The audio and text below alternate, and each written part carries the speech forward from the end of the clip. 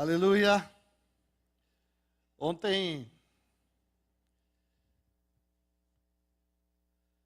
eu tive a oportunidade de repartir um pouquinho com os jovens aqui, com os jovens e os mais velhos também, né?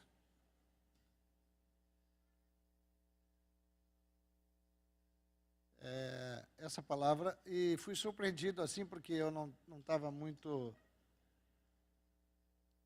A Cláudia ontem deu esse testemunho que deu aqui agora. E... Obrigado, querido. Esse é meu genro, é uma benção. Além de tudo, ainda me deu 4 netinhos. Glória a Deus. Então, ouvi a Cláudia ontem e era a palavra que eu tinha para compartilhar. E aí, hoje, de novo, estamos aí para... Mas, diferente de ontem, eu quero simplificar um pouco,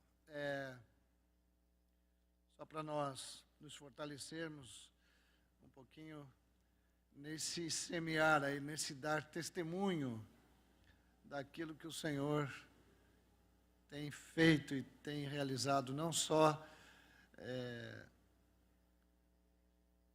mas assim, por todos, mas especialmente na vida de cada um de nós. O texto que nós vamos ler é o de Atos 1:8, que já conhecemos bem, e que bom que conhecemos.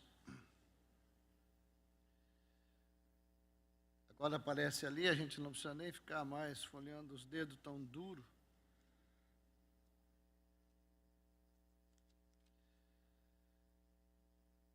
Vocês receberão poder ao descer sobre vocês o Espírito Santo e serão minhas testemunhas, tanto em Jerusalém como em toda a Judéia e Samaria.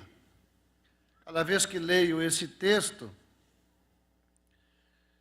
e também quero mostrar para vocês que essa palavra só chega lá no versículo 8, mas nós vamos olhar depois nos versículos anteriores, e ele está nos dizendo que o Espírito seria derramado, o poder de Deus seria derramado sobre nós, para sermos testemunhas de uma pessoa, minhas testemunhas. Ele não nos fala outra coisa aqui, a não ser o fato de que o seu Espírito, a sua vida, o seu poder vieram habitar em nós, para nós darmos testemunho dessa pessoa que é o Senhor Jesus. Mas um detalhe importantíssimo é o primeiro versículo, Atos 1:1. Gostaria que os irmãos olhassem para esse versículo, porque ele explica o 8 depois. No 1 ele diz: escrevi o primeiro livro, ó Teófilo, relatando todas as coisas que Jesus começou a fazer e a ensinar. Então percebam, irmãos, o livro começa nos dizendo que Jesus começou a fazer e a ensinar. É o que nós vemos nos 4 evangelhos, inclusive um escrito por o mesmo irmão que escreveu Atos, que é o evangelho de Lucas. Agora, quando ele inicia o livro de Atos, ele diz das coisas que Jesus começou a fazer. Se Jesus começou a fazer, significa, se ele usa esse verbo aqui, significa que dali para frente, as coisas que Jesus continua ou continuará fazendo, ele mesmo, a partir do livro de Atos até chegar a cada um de nós aqui. Por isso, no versículo 8, ele disse: bom, para eu continuar fazendo, vocês vão receber poder ao descer sobre vós o Espírito Santo. E vocês vão ser as minhas testemunhas. Vocês vão ser as pessoas pelas quais eu, diz o Senhor Jesus, eu me manifestarei ao mundo agora através de vocês. Eu serei conhecido agora na vida de vocês. Vocês dizem amém? Vocês vão receber poder. O Espírito, que é o poder, a unção, o que desceu sobre nós e que habita em nós, é o Espírito do Senhor Jesus. Em João 15, 25, 26, diz que o Espírito vem para dar testemunho de Jesus. Está bem clarinho ali. Então, quando nós recebemos esse poder, é para que o Senhor Jesus se torne conhecido. Dêem uma olhadinha no Atos 4,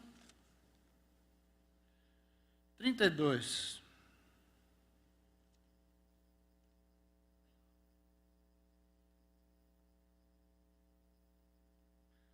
Não.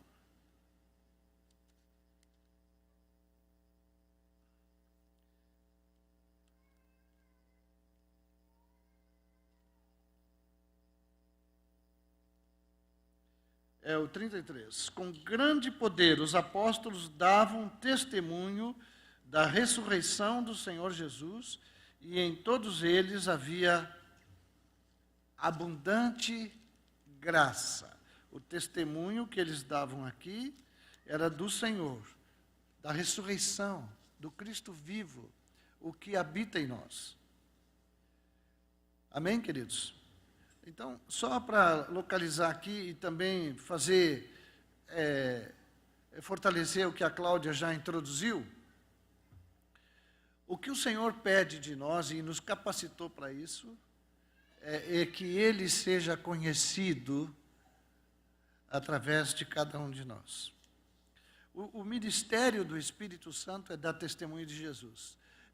Não é dar testemunho de nenhum pregador, não é dar testemunho de nós mesmos, não é dar testemunho de nossas obras, mas o ministério do Espírito em nós é dar testemunho da pessoa do Senhor Jesus.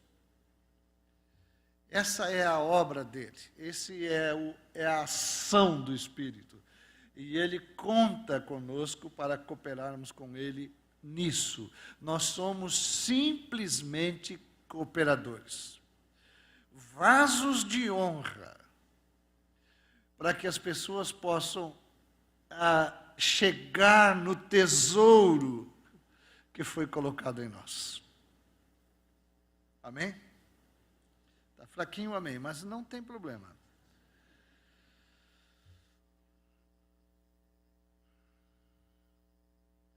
Nem só de amém vive um pregador, né? Então nós vamos ficando assim, vamos nos alegrando juntos aqui. Em 1 Pedro 2,9, coloca ali, por favor. Já tem uma Bíblia aqui, tem duas ali. Então, em 1 Pedro 2,9, ele fala de nós sermos proclamadores das virtudes. Não é esse texto não. Quer dizer, é esse sim. Vocês, porém, são geração eleita, sacerdócio real, nação santa. Essa é uma versão nova, né? Povo de propriedade exclusiva de Deus, a fim de proclamar as virtudes daquele que os chamou das trevas para a sua maravilhosa luz. Olha que responsabilidade aqui. Um sacerdócio, uma vida cheia do Espírito Santo, e uma responsabilidade trazida sobre nós, sobre nosso sacerdócio. Ion falou sobre o sacerdócio aqui uns dias atrás. A responsabilidade é de que as virtudes de Jesus se manifestem na nossa vida. Sejam proclamadas através da vida de cada um de nós. As suas virtudes, o seu poder, a sua sabedoria, a sua graça. Vocês continuam dizendo amém? Nós somos o sacerdócio santo a fim de proclamar as virtudes, a fim de mostrar. Eu gosto de um texto de Paulo em Coríntios que ele diz, demonstrando que Jesus é o Cristo. Ou seja, é uma expressão da vida de Jesus. Isso não acontece num evento de evangelismo, né? Olha, hoje vamos todo mundo para a praça. Nós vamos lá e nós vamos abordar uma meia dúzia de gente e vamos lavar as mãos porque cumprimos a nossa tarefa e voltamos para casa. Mas aqui está falando de um sacerdócio, e Ion falou que é para fora também, um sacerdócio que alcança o mundo com as virtudes do Senhor Jesus. Se nossa trajetória no trabalho, na escola, eu dou graças a Deus que os meus colegas de trabalho já são todos convertidos, mas e não é fruto do meu trabalho. Mas se nossos colegas de trabalho, de escola, de qualquer lugar, encontram em nós uma semelhança com eles mesmos, não há testemunho, não há vida, não há vida.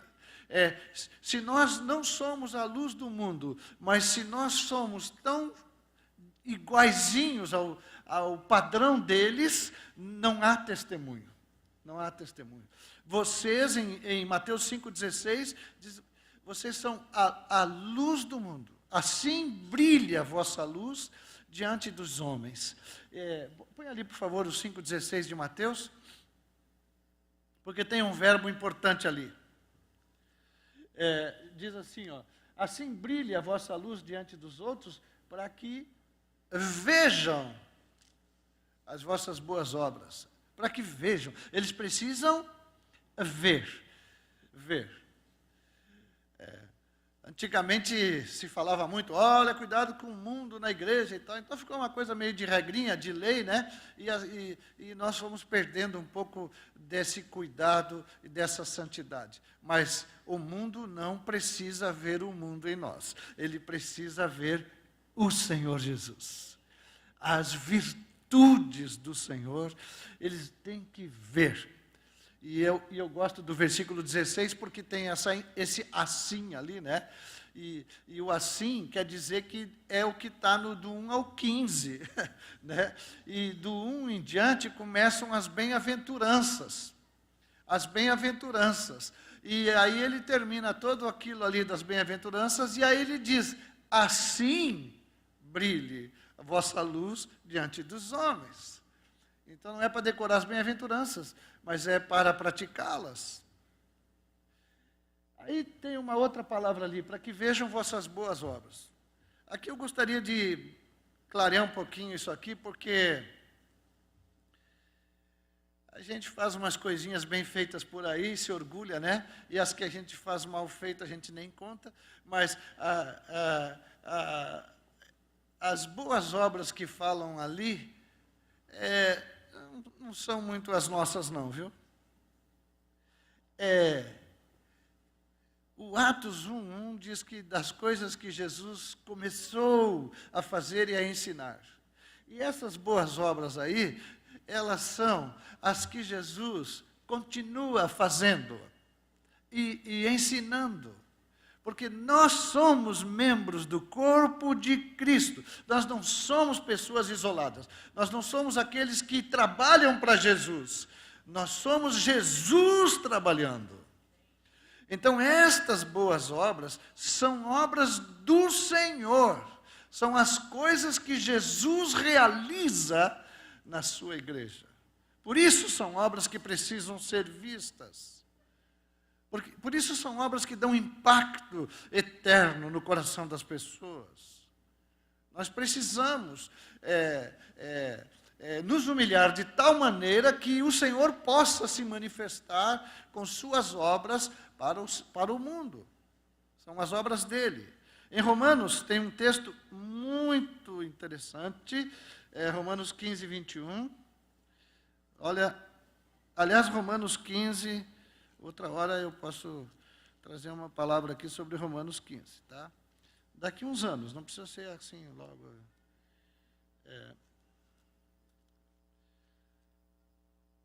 Ele diz assim, nesse capítulo ele fala sobre o sagrado encargo de anunciar o Evangelho, né? Isso está ali no versículo 16. Pode até colocar ali só para eles verem essa expressão. o versículo 16. Para que eu seja ministro de Cristo, ali é servo, é um criado, tá? Entre os gentios, no sagrado encargo de anunciar o Evangelho.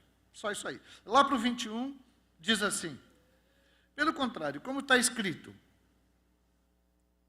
aqueles que não tiveram notícia dele, aquelas pessoas que estão lá fora esperando por nós, em todo lugar, né? Na rua, no trabalho, na praça, na faculdade, em todo lugar. Aqueles que não tiveram notícia dele, o que vai acontecer com eles? O verão. É isso. Precisam ver. Depois, logo em seguida, e os que nada tinham ouvido a respeito dele o entenderão. Porque vão ver Jesus na tua vida, meu irmão. E vão querer saber o que é isso. Quem é esse? E nós vamos poder explicar. E eles vão entender. Então, quando se fala de testemunhas, não fala de pessoas que saem contando coisa para os outros. Mas aqui, a testemunha é aquele que tem a sua vida usada para expressar Jesus. Por isso é que foram mortos, odiados, né? Jesus disse, vocês de todos sereis odiados por causa do meu nome. Não é porque nós que somos chatinhos assim que o mundo nos odeia. É o nome dele que provoca essa coisa toda aí. E nós somos muito felizes em ser perseguidos por causa da justiça, né? Aliás, tem 2 motivos só pelos quais podemos ser perseguidos, não existem outros, tá? Ele diz por causa de mim e do Evangelho, tá bem? É só isso que ele disse, né? Por causa de mim e do Evangelho, tá bom? Tá bom, queridos? Se vocês são perseguidos porque são maus vizinhos, então não são boas testemunhas. Se são maus colegas de trabalho, então não são boas testemunhas. Se vocês estão cheios de imundo, assim que as pessoas não sabem diferença entre vocês e elas, então vocês não são boas testemunhas. Nós precisamos santificar a Cristo em nosso coração. Amém? Que coisa boa. Agora está melhorando. O amém de vocês.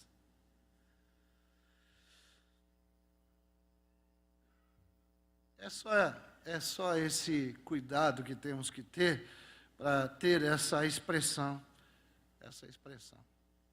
E para fazer isso que a Cláudia está nos ajudando aqui, eu vou depois mostrar os textos que ela usou, porque eu já tinha anotado aqui. Nós ficamos assim numa expectativa e uma oração, Senhor, me enche de compaixão pelos perdidos, e quanto mais oram, nada de achar tal da compaixão, né? E fica procurando compaixão, para ver se arruma um pouquinho de compaixão para sair lá na rua para evangelizar, porque as pessoas estão indo para o inferno, e então tem que achar uma compaixão aí para não deixar eles ir para o inferno. Mas o Davi, o rei Davi, ele fala de uma outra motivação. No Salmo 51, no versículo 12, diz assim, vamos lá, o irmão está folheando ali ainda. Aí, restitui-me a alegria da tua salvação e sustenta-me com um espírito voluntário. Depois, então ensinarei aos transgressores os teus caminhos e os pecadores se converterão a ti. Aqui está o ponto principal.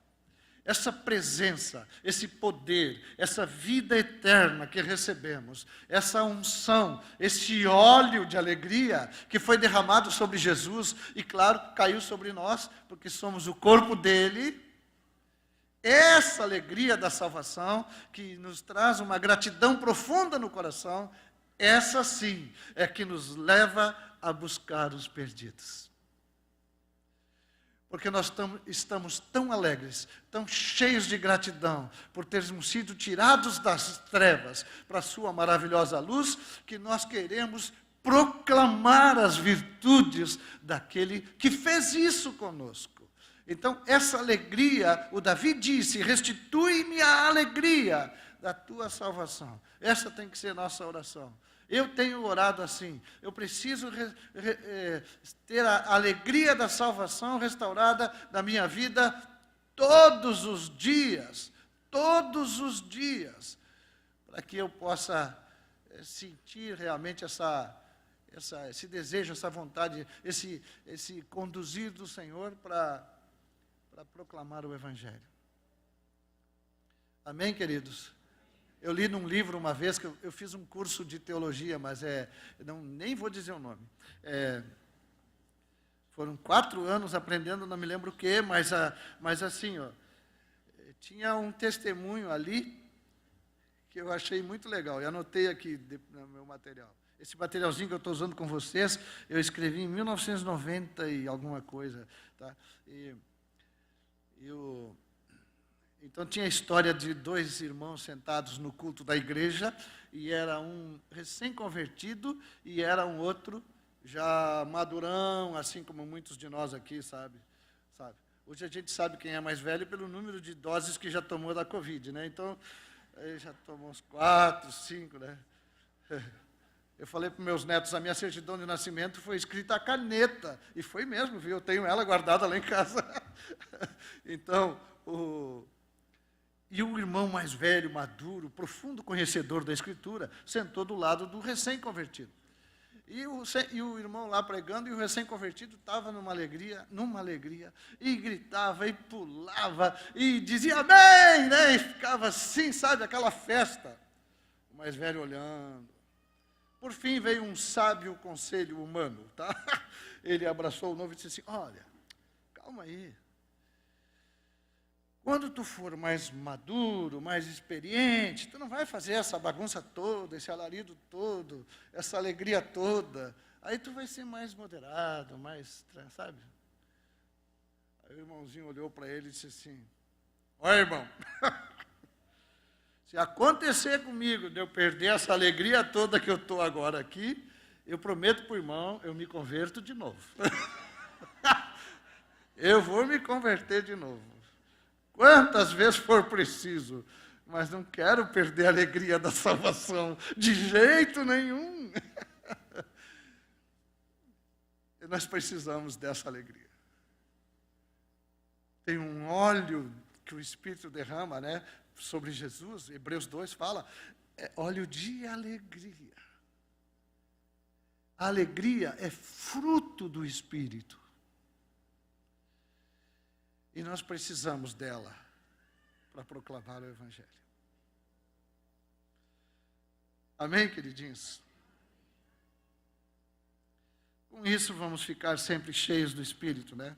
Bom, agora eu pulo todas as folhas aqui, afinal são 30 anos quase, né? Então, vamos para os textos que a Cláudia usou aqui. Eclesiastes 11,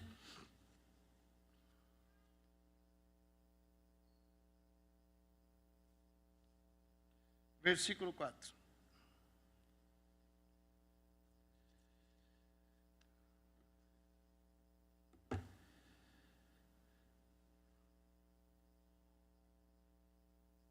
Quem somente observa o vento nunca semeará, o que olha para as nuvens nunca fará colheita, nunca cegará, na versão anterior. Eu tenho a minha interpretação, tá? Desse texto aí. Eu acho que ela não está muito fora, não. Às vezes nós queremos comunicar o Evangelho para alguém, mas nós ficamos olhando, a gente analisa a pessoa, aí nós vamos tirando nossas conclusões, esse aí não quer nada com nada, acho que nem vou perder meu tempo aí com esse aí, né? Não esqueçam que Jesus disse, eu vim buscar e salvar o perdido. Jesus disse assim, o perdido está me chamando, só um pouquinho que eu tenho que ir lá. Não, ele disse, eu vim buscar.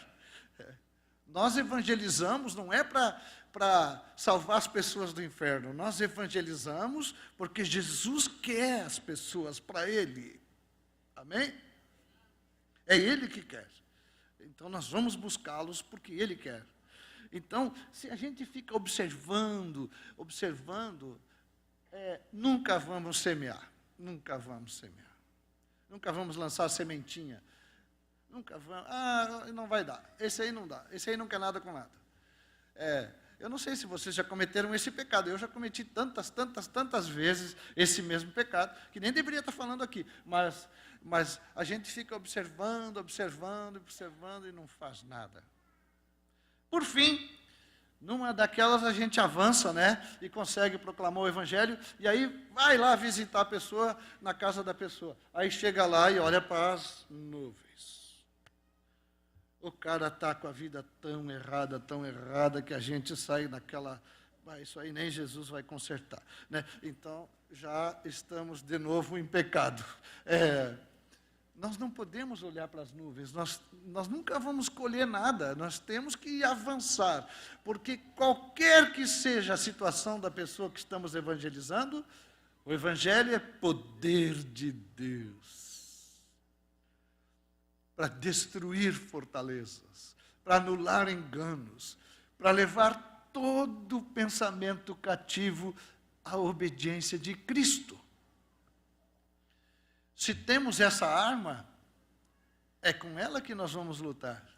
E na expectativa do milagre, na expectativa de que aconteça esse milagre com aquela pessoa que estamos. Se nós não evangelizamos com expectativa de que o evangelho vai transformar, então nós vamos só numa tarefinha assim, sabe, de evangelizar, né? Eu não sei se já fizeram isso, eu já fiz isso muitas vezes, né? E aí quando termina a tarefa, a gente volta para casa, já com saudade da cuia e tomar o nosso chimarrãozinho. Mas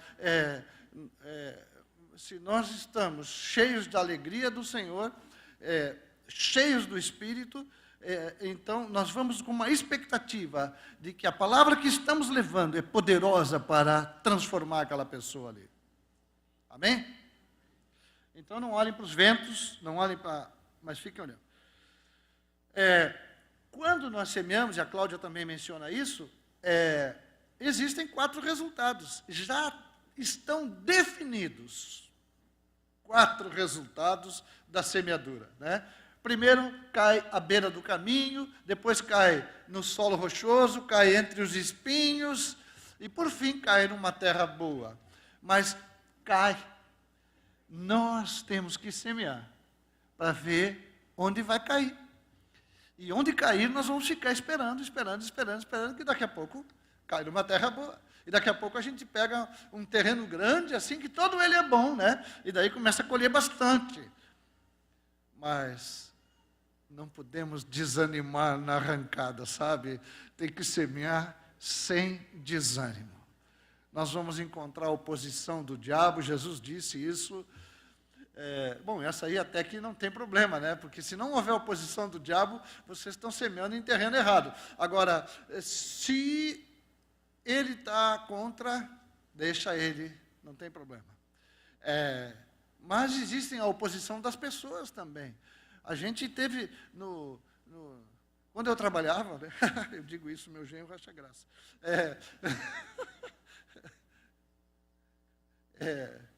Era muita oposição, sabe?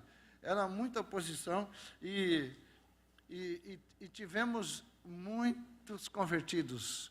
O meu último emprego foram 11 convertidos. Eu teria que me empregar de novo, né? Mas era um ataque tão violento assim, sabe? Uma oposição das pessoas, e me chamavam lá, porque eles me chamavam de o pastorzinho daquela turma, então me chamavam para dizer, para eu dar um jeito naquela turminha lá. E um dia, os irmãos estavam tão acuados que o Senhor me deu uma palavra, 1 Pedro 3:13, eu reuni aquela congregaçãozinha, e falei isso para os irmãos lá. Olha, quem há de maltratá-los se vocês forem zelosos na prática do bem? Mas mesmo que venham a sofrer por causa da justiça, vocês são bem-aventurados. Não tenham medo das ameaças, nem fiquem angustiados. Pelo contrário, santifiquem a Cristo como Senhor no seu coração, estando sempre preparados para responder a todo aquele que pedir razão da esperança que vocês têm. Essa foi a palavra que o Senhor me deu lá ainda, e eu comuniquei naquele tempo lá para os irmãos. Ele disse assim, ele está pedindo que vocês santifiquem Cristo no coração. O resto é o resto. Não tem problema. Não tem problema. Só existem os que ameaçam, mas não existe ameaça. Não existe nenhuma ameaça para a igreja do Senhor. Agora, os que ameaçam, existem muitos. Mas nós somos mais do que vencedores, por meio daquele que nos amou. Então vamos semear com alegria, esperando para ver qual é a terra, onde vai cair a terra boa. Vamos ficar correndo atrás dessa terra boa aí, né? E tem muita, viu? Tem muita terra boa por aí. E não esqueçam, proclamando as virtudes do Senhor, proclamando o reino de Deus com sua alegria, né? Antigamente, lá antigamente mesmo, se cantava o Salmo 145, aqui, agora a gente não tem cantado mais. Uma vez eu pedi para cantar, mas disseram que era muito antigo. Então, vamos pegar um hino antigo aqui então, mas nós não vamos cantar, eu não vou me arriscar para vocês não saírem antes. Salmo 145, abram aí, por favor.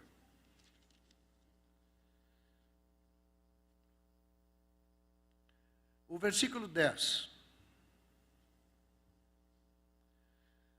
Todas as tuas obras te renderão graças, Senhor, e os teus santos te bendirão. Essa é falarão da glória do teu reino e confessarão o teu poder.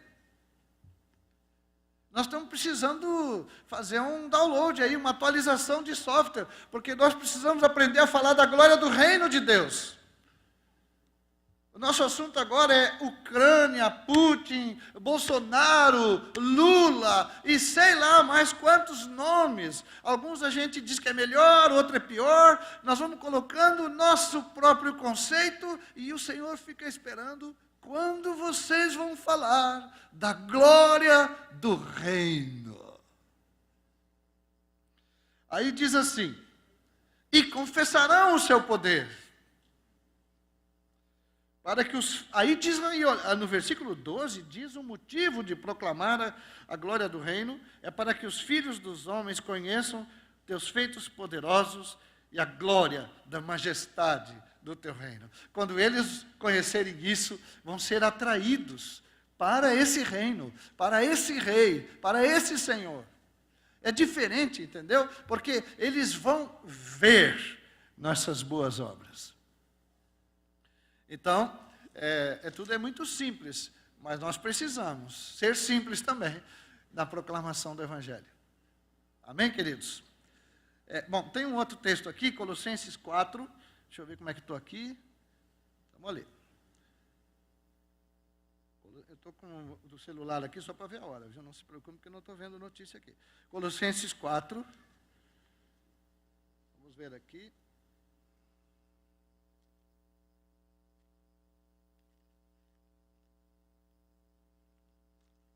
Versículo 5. Sejam sábios no modo de agir com os que são de fora e aproveitem bem o tempo. Que a palavra dita por vocês seja sempre agradável, temperada com sal, para que saibam como devem responder a cada um. Eu não sei se vocês já tropeçaram nisso aqui, mas eu já tropecei tanto que eu acho que já torci o pé. Sejam sábios no modo de agir com os que são de fora. Aproveitem a oportunidade. Aqui é tempo, mas aproveitem a oportunidade. Que a palavra dita seja sempre agradável, temperada com sal. Uma vez eu fui procurado numa outra cidade, não foi aqui.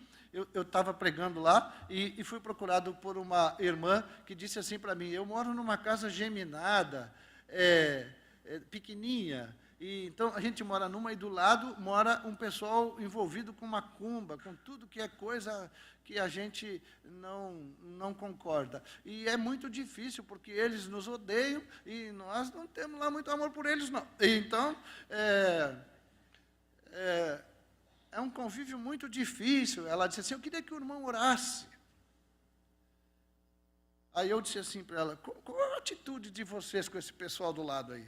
Então, nós vamos botar uma mão na parede, mandamos esse diabo embora e ficamos deixando o diabo com dor de cabeça. Eu disse, muito bom, mas posso dar uma dica? Eu disse para ela. Ela, não, pode. Impõe as mãos e começa a abençoar.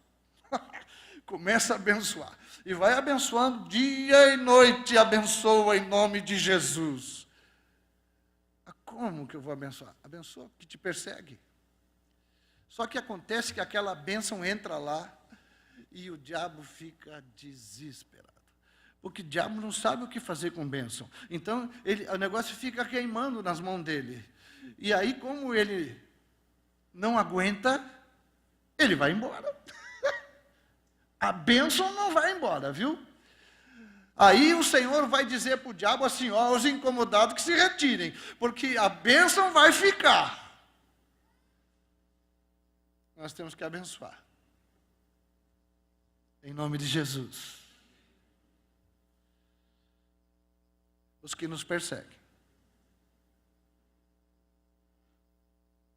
Aproveitem as oportunidades. Às vezes elas são muito ruins, elas são muito difíceis, mas aproveitem. Aproveitem. E toda vez que não aproveitar, reconheçam que pecaram e peçam perdão ao Senhor e vamos de novo. E vamos de novo. Mas temos que aproveitar as oportunidades para poder manifestar essa vida eterna que está em nós.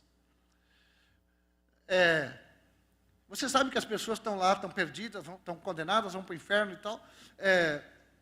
E a gente vai com a necessidade de que elas precisam de vida eterna. Eles não têm vida eterna. Às vezes, quando morre alguém, será que tinha vida eterna? Não sei. Eles precisam de vida eterna. E o que é, afinal, a vida eterna? João 17,3 explica. A vida eterna é esta. Lembram disso? Que te conheçam. A ti, único Deus verdadeiro, a Jesus Cristo, a quem tu enviaste. Então, por favor, meus irmãos, vamos deixar eles conhecerem Jesus através de nós. Pode ser? Tá bom. A vida eterna já está conosco, nós precisamos mostrar para eles. Eles precisam ver a vida eterna e se alegrar nisso. E aí vem aquele texto de Jeremias que Deus diz assim, ó, com amor eterno eu te amei e com benignidade te atraí. Eles são atraídos. Às vezes não são atraídos, às vezes nós pegamos e trazemos para cá e senta aí. Vou deixar sentadinho aqui, que de tanto ver vai se converter. Não sei o que vai ver, né? Então, nós precisamos levar a vida eterna de forma que eles vejam e sejam atraídos por ela. Aproveitando as oportunidades. Às vezes, assim, pode ser que tenha alguém aqui, mas aqui como o pessoal já é mais andado aí, né, pode ser que não. Mas às vezes a gente pensa, mas eu não tenho tanta graça de falar assim do Evangelho para as pessoas. Então eu fico meio com dificuldade, porque às vezes a pessoa pode me fazer uma pergunta e eu não vou saber responder, e daí... eu vou mostrar para vocês um sujeito que conhecia bem a palavra. E olhem como é que Jesus falou com ele. Atos, capítulo 22.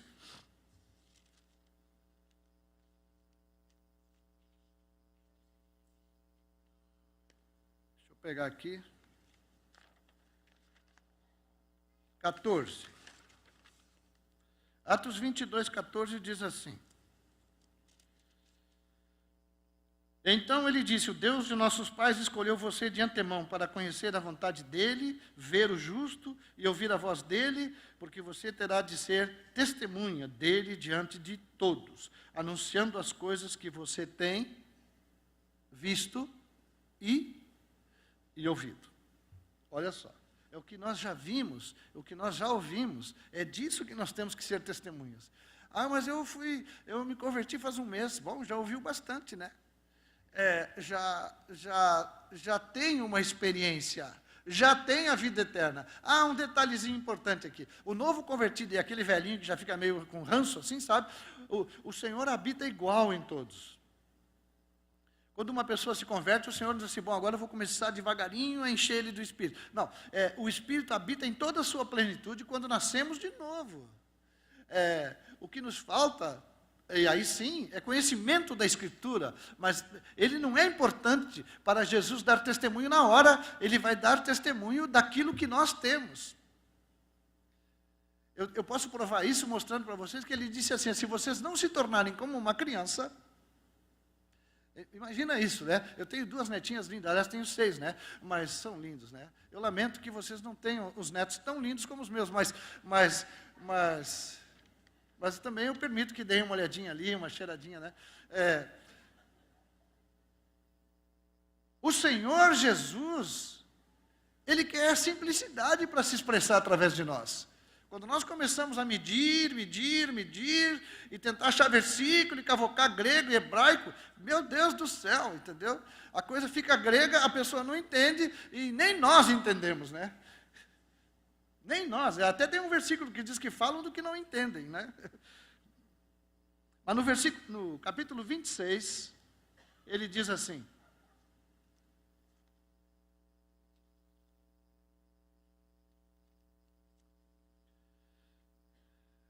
no versículo 15, 26,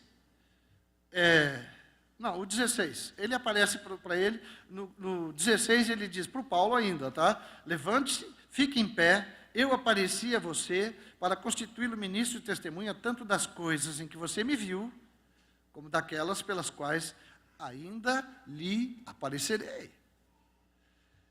Então, para nós sermos testemunhas de Jesus Cristo, nós não precisamos ter muitos anos de vida. Nós só precisamos ter vida. Isso sim, vida. No momento em que tem a vida eterna, já tem assunto.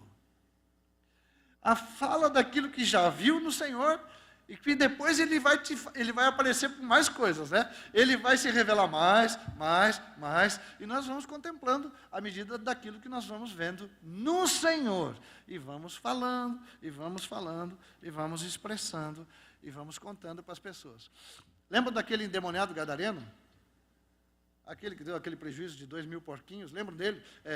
Aquele sujeito vivia com aquela monte de demônio, ele ficou livre num instantinho, e não sabia nada, ficou olhando para Jesus, agora ele já estava melhorzinho, já até tinha botado uma roupinha, e daí o Senhor pega e já encarrega o cara de uma missão, diz assim, agora tu vai para os teus lá. Olha só, olha que palavra Jesus mandou ele pregar, Marcos 5, para os novinhos agora, essa é para os novinhos.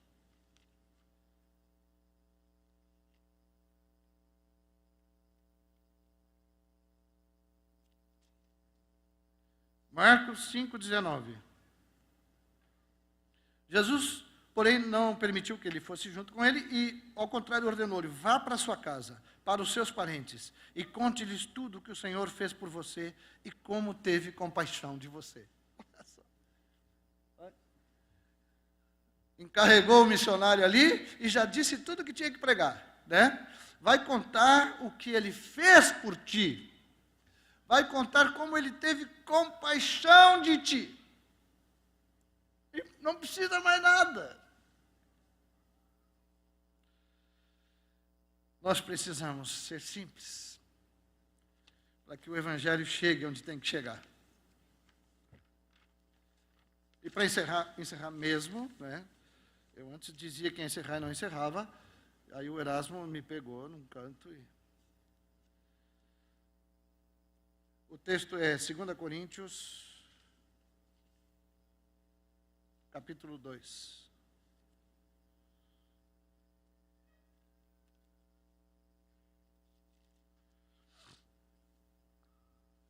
Versículo 14.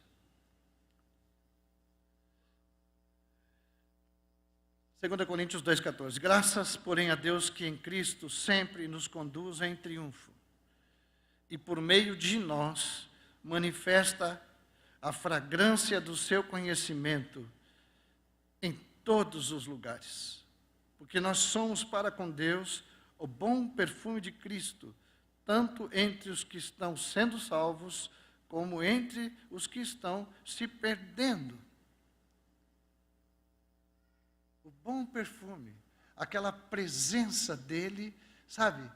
Aquele cheirinho. Aliás, eu já ouvi testemunho de vários irmãos que estavam orando no seu quarto lá, fechadinho, daqui a pouco entrou um perfume no quarto, assim, né? Um perfume, uma coisa agradável, e sabiam que era o Senhor que estava ali. Essa presença, esse perfume, essa alegria do Senhor, já está toda ela em nós.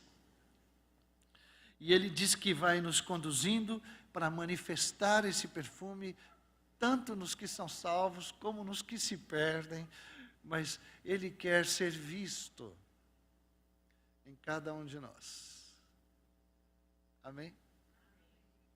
Que bom. Então, vamos ficar de pé, eu quero orar com vocês. E eu quero dizer que se tem alguém aqui nesta manhã, que ainda não conhece Jesus, que não entregou a sua vida para esse Senhor, diz isso para quem está do teu lado. E pede que a pessoa que está do teu lado, diz para ela, olha, eu não conheço Cristo, eu preciso dele, eu quero entregar minha vida hoje mesmo para ele. E aí a pessoa que está contigo aí vai orar contigo. E tu vai receber a Cristo. Pai, nós te damos graças por Jesus. Pela sua presença, pela sua vida, por sua obra redentora na cruz do Calvário. E pedimos, Senhor, que tu nos encha da alegria da tua salvação. Nós sejamos tomados dessa alegria que tu tens. A alegria que tu sabia que tu seria inundado por ela, por isso sofreste a vergonha, sofreste a humilhação. Havia uma alegria proposta, havia uma alegria, e essa alegria encheu teu coração e tu derramou sobre nós, e nós estamos felizes porque estamos em ti. Agora queremos orar por nós, para que o nosso testemunho seja restaurado completamente, Senhor. Restitui a alegria da tua salvação no coração de todos nós. Restaura, Senhor, o nosso testemunho pessoal. Restaura, Senhor, a nossa expressão, o proclamar as tuas virtudes, o viver essas virtudes. Restaura isso em nós. Nós confessamos a Ti, nós precisamos ser curados, fortalecidos pelo Teu Espírito, Senhor. Recebemos essa graça e essa misericórdia nesta manhã. Muito obrigado, Senhor. Em nome de Jesus. Amém.